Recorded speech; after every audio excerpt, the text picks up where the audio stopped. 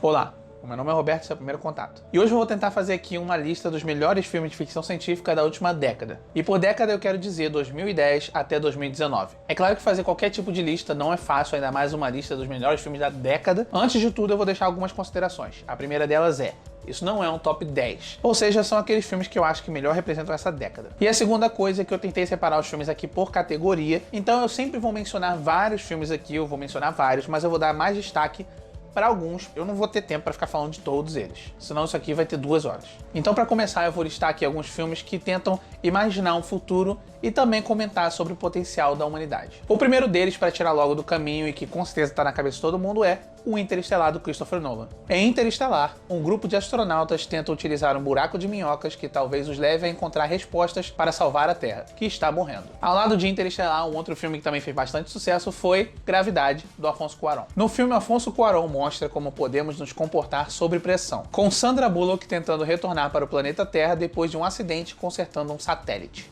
E também podemos ver como a humanidade é capaz de alcançar novos horizontes no filme Perdido em Marte, onde Matt Damon sobrevive à solidão do planeta vermelho. Esses filmes que eu acabei de mencionar são bons, mas nenhum deles realmente fala sobre o potencial humano e a importância da comunicação, como A Chegada. Também podendo entrar facilmente na categoria de filmes de invasão alienígena, esse é um longa que fala sobre a surpreendente chegada de visitantes de outro planeta. E quem pode ajudar a descobrir o que eles querem é a linguista Louise Banks, interpretada por Amy Adams, que precisa correr para entender a intenção desses seres antes que seja tarde demais. A primeira coisa que vale aqui destacar é claro que é a atuação da Amy Adams, que está incrível. Ela consegue trazer toda a carga dramática que esse filme precisa, porque basicamente todo o drama do filme está embutido nela. Sem contar também que temos a direção do Denis Villeneuve, que é muito mais sutil do que alguém como o Christopher Nolan, que gosta de uma coisa mais extravagante, enquanto aqui o Villeneuve ele foca muito mais nos detalhes, ele foca muito mais no cotidiano, e ele tem um excelente olho para construir tensão e desenvolver a trama, revelando cada elemento com maestria.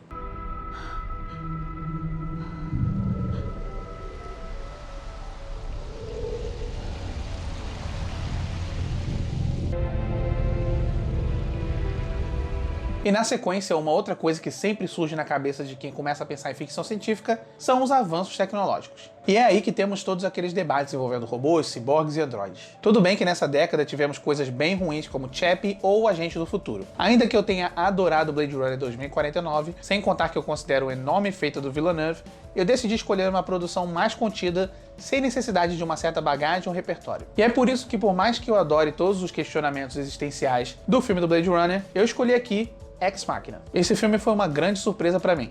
Ele é inventivo, pequeno em escala, mas grande em enredo. Ele também traz ótimos visuais, apesar do orçamento modesto. Alex Garland dirigiu um possível clássico do gênero, sobre um jovem convidado para a casa de um gênio bilionário, excêntrico e doido para apresentar a sua mais recente criação, uma inteligência artificial avançada. Além de todos os debates que envolvem a evolução humana e a robótica, sem contar todos os debates envolvendo consciência e memória, o filme também tem ótimos diálogos e um elenco de primeira.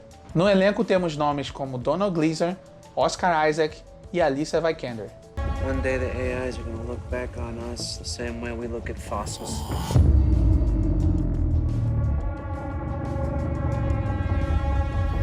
Hello.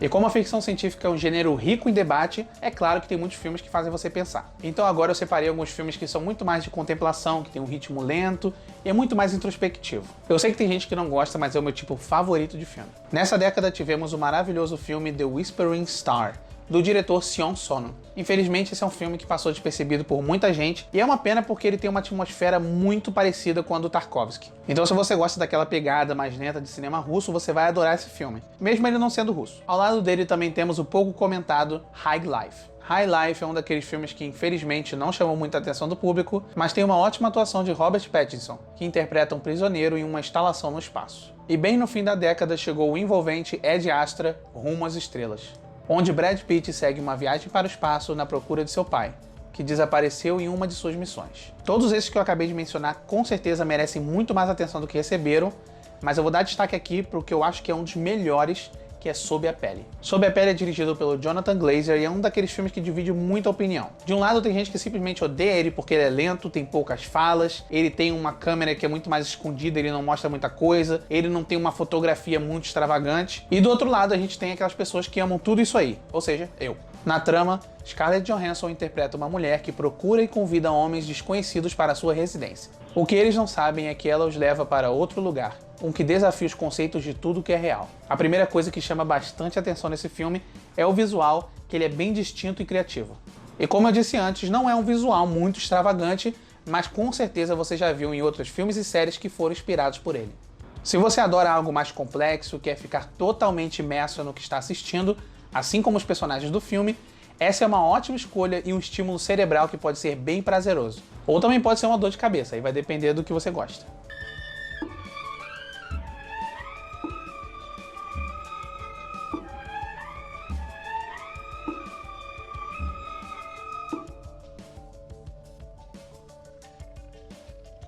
Agora vamos sair um pouco desse papo de contemplação, essa coisa de debate, e vamos pra ação. Vale um adendo aqui que eu não menciono filmes de super-herói, porque eles meio que acabam entrando numa categoria própria. Então filmes como Dredd, que eu adoro, infelizmente aqui vão ter só uma menção honrosa. E agora que chegamos na categoria de ação, tivemos muitos filmes bons na última década. Nessa década tivemos o frenético Ataque ao Prédio, sobre um grupo de jovens tentando defender a sua comunidade de uma invasão alienígena. Também foi nessa década em que filmes loucos como Upgrade chamaram bastante atenção, onde um homem tem um chip que o deixa quase super-humano. Um que chegou a fazer um certo sucesso é No Limite do Amanhã, mas eu achei que o Tom Cruise e a armadura fosse ter uma bilheteria bem maior. Mas nenhum desses exemplos anteriores é tão incrível quanto Mad Max Estrada da Fúria. Planejado para ser uma sequência de perseguição contínua, George Miller, o responsável pela trilogia Mad Max original, decidiu começar o projeto pelo storyboard e desenvolver o roteiro em cima dele. Esse formato fez com que a trama fosse executada de forma dinâmica e o desenvolvimento dos personagens fosse muito bem elaborado, dependendo das situações extremas ou raros momentos de descanso. A premissa é bem simples e o filme foca nesse nômade chamado Max, que se envolve em um conflito do qual não faz parte, mas sempre aceita ajudar, mesmo em um mundo completamente destruído. Para quem viu a trilogia clássica, a primeira preocupação era: será que o George Miller, nos seus 70, 80 anos de idade, ia fazer um filme tão louco quanto o original? Sim, ele fez um ainda mais louco e com um orçamento ainda maior. Isso deu liberdade suficiente para termos um bando de percussionistas e um guitarrista louco por pirotecnia no meio da estrada. O filme tem poucos diálogos, mas a força do filme está na narrativa visual, que é impecável. E eu espero com todas as forças que finalmente a Warner deixe o George Miller fazer a continuação.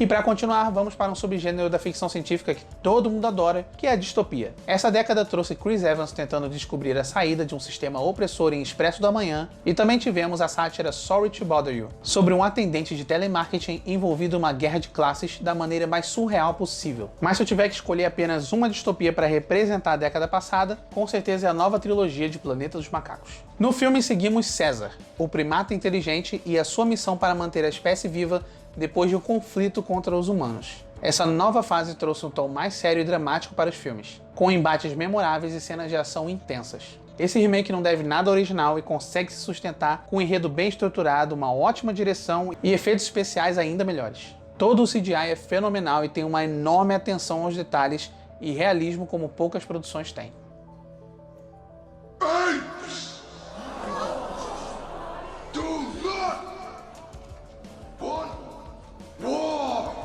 E já que estamos falando de ficção científica, temos que falar sobre a parte científica do nome. Então eu vou mencionar aqui aqueles filmes onde a ciência tem um papel essencial na trama e eles moldam completamente toda a história. Então é hora de lembrar de longas que se apoiam fortemente na subversão de tudo que conhecemos das leis da física, como fez a obra A Outra Terra, escrito e estrelado pela excelente Brit Marlin sobre a descoberta de uma segunda Terra aparentemente idêntica à nossa. E tivemos outros filmes menores como Quebra-cabeça de Identidades, Incoherence, ou a brincadeira envolvendo paradoxos e linhas temporais em O Predestinado. Mas também tivemos alguns filmes de mais sucesso, como Looper, onde um caçador de recompensas precisa fugir de si mesmo, ou o assustador Aniquilação, sobre um grupo de cientistas, liderados por Natalie Portman, tentando desvendar uma anomalia alienígena. Ainda que todos esses filmes anteriores sejam muito bons, nenhum deles ainda chegou a impactar tanto o público quanto A Origem. Em A Origem, seguimos um agente que utiliza sua perícia de investigação para roubar segredos corporativos diretamente dos sonhos de grandes magnatas e empresários.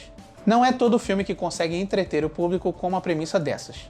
Mesmo que eu ainda tenha algumas ressalvas com o filme, eu tenho que admitir que a narrativa funciona muito bem. Ela é muito bem construída e executada sem perder o fôlego, tendo que abordar várias tramas paralelas, linhas temporais e camadas de sonho. Esse com certeza é o pesadelo de qualquer montador na ilha de edição. Mas o resultado é um dos filmes mais aclamados pela crítica e público, debatido até hoje por todos que ainda estão na dúvida sobre a estabilidade daquele maldito peão.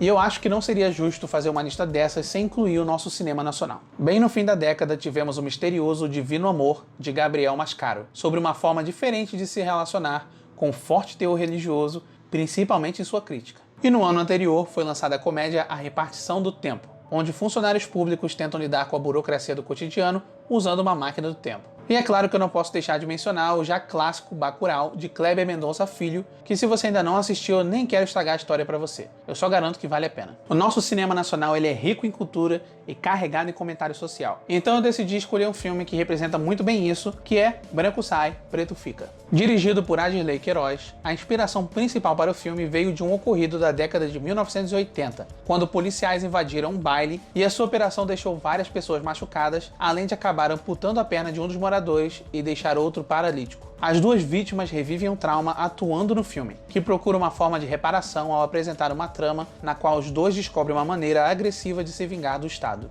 O diretor usa arquétipos da ficção científica para fortalecer a sua crítica e entregar uma obra sem igual. Um dia sai de casa com a cabeça muito quente e escutei lá bem distante uma batida diferente. E por fim, eu sei que algumas pessoas acham que a ficção científica é um gênero muito frio, que ele foca apenas em tecnologia, apenas no futuro. Então eu decidi aqui pegar algumas obras que focam muito mais no drama e no apelo emocional. É claro que a ficção científica não foca apenas na tecnologia, mas nas relações humanas. Eu pensei bastante aqui em destacar o filme Safety Not Guaranteed. Um filme pouco conhecido, mas muito bom, sobre 3 jornalistas entrevistando um homem que diz procurar uma companheira para viajar no tempo.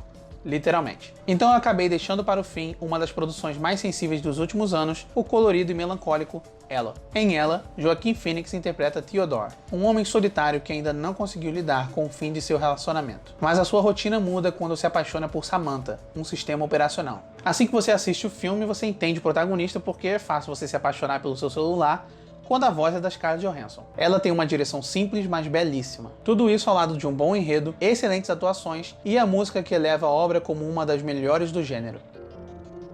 You can see you in it. I am.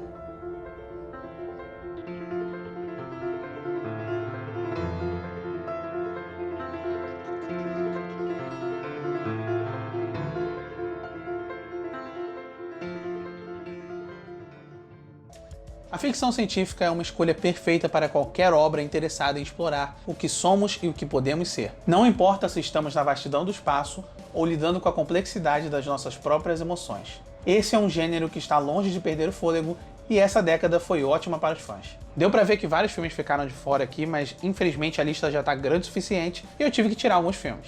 O primeiro deles é o apreensivo Rua Cloverfield 10, também temos a loucura Complicações do Amor, a tensão do filme I Am Mother, as ótimas piadas de World's End e até o épico Terra Deriva, que bateu recordes de bilheteria na China. Deixa aí nos comentários qual desses é o seu filme favorito, qual desses te deu mais vontade de ver e qual você acha que ficou faltando. Você consegue encontrar muito mais dicas e bastidores sobre ficção científica lá no site do Primeiro Contato e aqui no canal. Então para isso você curte esse vídeo, se inscreve no canal, ativa o sininho e todas aquelas coisas. Até a próxima, tchau!